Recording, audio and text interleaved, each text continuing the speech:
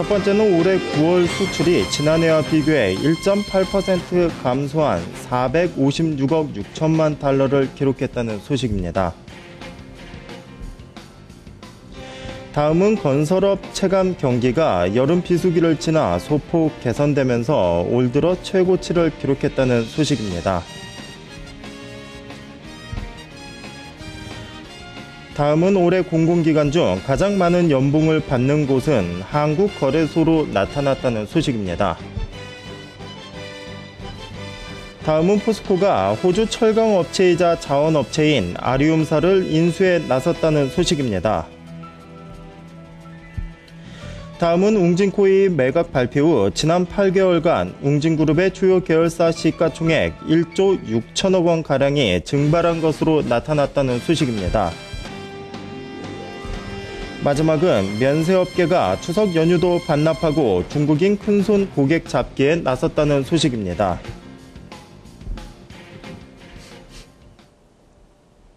네, 첫 번째는 올해 9월 수출이 지난해와 비교해 1.8% 감소한 456억 6천만 달러를 기록했다는 소식입니다.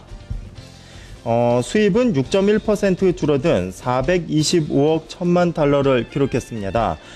지난달 무역 수지는 31억 5천만 달러로 8개월 연속 흑자를 기록했습니다.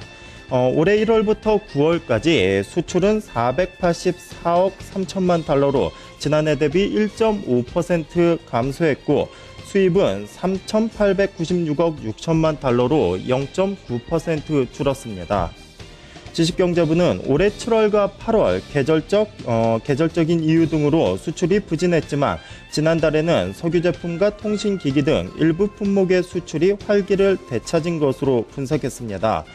수출 중가율은 계속 마이너스를 기록했지만 7월 마이너스 8.8%, 8월 마이너스 6.2%에 이어 지난달 마이너스 1.8%로 감소폭이 크게 줄었습니다.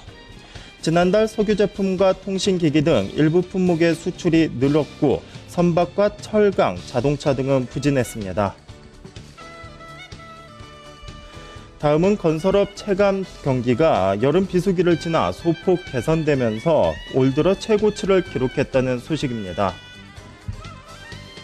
9월 건설경기 실사지수는 전달 대비 11.6%포인트 상승한 70.6을 기록했습니다.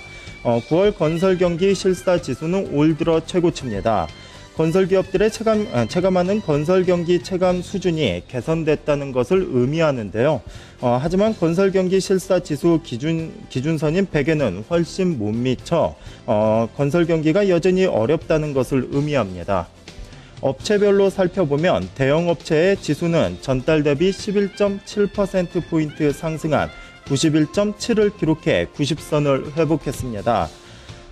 하지만 중견업체 지수는 연이은 중견업체들의 법정관리로 최저치를 기록했으나 9월 들어 15.3%포인트 상승한 61.5를 기록해 침체 수준이 소폭 개선됐습니다. 다음은 올해 공공기관 중 가장 높은 연봉을 받는 곳으로 한국거래소인 것으로 나타났습니다. 한국거래소는 올해 직원 1인당 평균 연봉이 1억 1,453만 원으로 책정했습니다. 이는 국내 268개 공공기관 중 최고로 가장 높은 보수액입니다. 2위는 한국예탁결제원으로 1인 평균 연봉은 9,885만 원으로 코스콤이 3위로 9,403만 원을 받는 것으로 나타났습니다. 공교롭게 연봉 1위부터 3위는 공공기관 모두 금융위원회 산하였습니다. 이와 함께 한국수출입은행과 한국정책금융공사 등도 공공기관 연봉 10위권 명단에 이름을 올렸습니다. 한편 268개 공공기관 중 지난해보다 연봉이 삭감된 기관은 126개로 전체의 절반에 가까웠습니다. 다음은 포스코가 호주 철강업체이자 자원업체인 아리움사를 인수에 나섰다는 소식입니다. 포스코는 아리움 주식 100%를 주당 75센트, 총 10억 1천만 달러, 우리 돈으로 약 1조 1,704억 원에 매입한다는 안을 제시했습니다. 하지만 아리움사는 인수가가 너무 낮다는 이유로 즉시 거절 의사를 밝힌 것으로 알려졌습니다. 포스코는 올해 들어 철광석 가격이 20%가량 하락하면서 아리움 주가가 약세를 보이자 인수를 공식적으로 제안했습니다.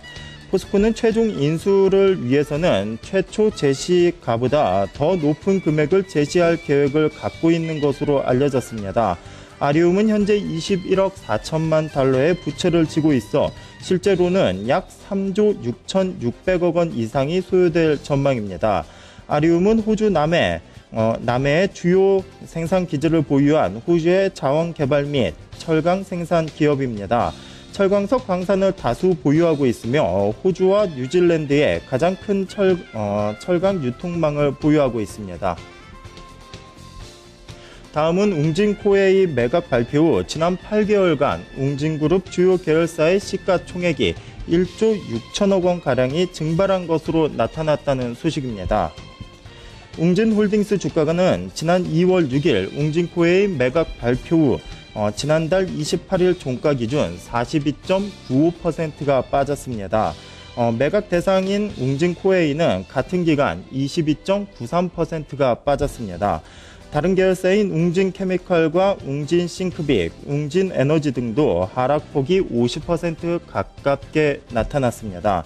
자연스레 시가총액은 급감했습니다. 웅진은 최후의 수단으로 지난달 26일 극동건설과 웅진홀딩스에 대한 법정 관리를 신청했지만 상황은 우호적이지 않습니다. 웅진과 매각 주관사인 골드만삭스는 지난 매각 과정에서 설익은 태도를 보여 문제가 있다는 지적을 받아왔습니다.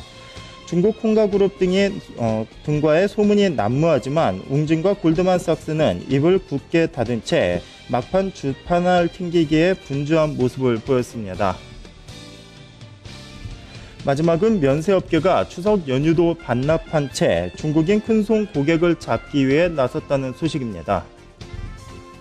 중국 최대 명절인 중추절과 국경절을 맞아 한국을 방문하는 관광객이 전년 대비 30%가량 증가한 10만 명에 달하고 있기 때문입니다. 롯데 면세점은 한중수교 20주년과 국경절을 기념해 국내 면세점 업계 최초로 자동차를 경품으로 내걸었습니다.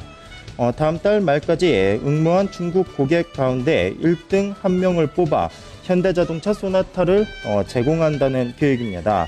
롯데 면세점 인천공항점에서는 다음 달 7일까지 $500 이상 구매한 중국인 고객에게 현금처럼 쓸 수 있는 쿠폰북인 위안화북을 증정합니다. 신라면세점은 중국인 고객을 위해 매장 분위기를 교체하고 중국어 안내와 통역 직원을 추가로 투입했습니다. 신라면세점 서울점에서는 $5,000 이상 구매 고객에게 선불카드 15만원, $10,000 이상 고객에게 선불카드 30만원을 각각 증정합니다. 인천공항점에서는 $500 이상 구매 고객에게 선불카드 만원, $1,000 이상은 선불카드 3만원, $2,000 이상은 선불카드 6만원을 나눠줍니다. 지금까지 뉴스 브리핑이었습니다.